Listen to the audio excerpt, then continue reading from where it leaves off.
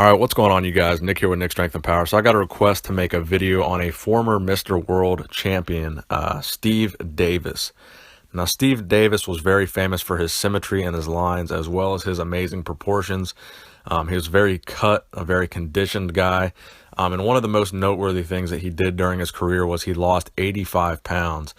So I find this very similar to my story, going from a 225-pound powerlifter myself down to a 150 below natural bodybuilder.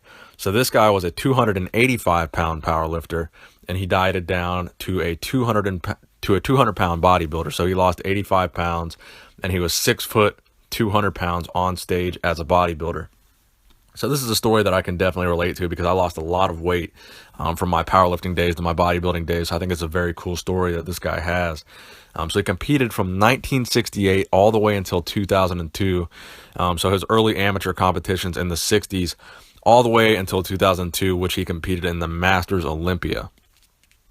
So another important fact about this guy is that he was trained by Vince Gironda, who I made a video about earlier. I believe it's got almost 50,000 views, and I made it about a week or so ago.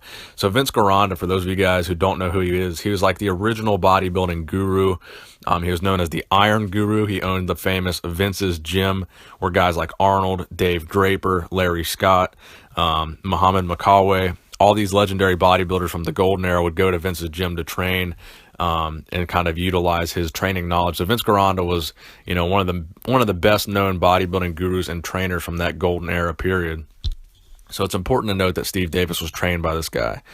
So Steve Davis's competition history includes a 1977 Mr. World where he won that show, and that is his most noteworthy title. He competed in the 1974 Mr. International competition where he placed third, the 1977 Mr. America where he placed fourth, the 1977 Mr. Universe where he placed third, and the 1997, 1999, and 2002 Masters Olympias.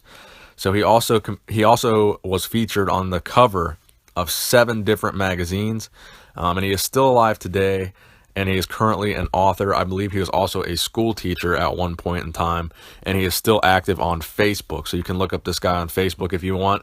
So I just wanted to make a quick video on Steve Davis, showcasing some of his photos, showcasing some of his achievements.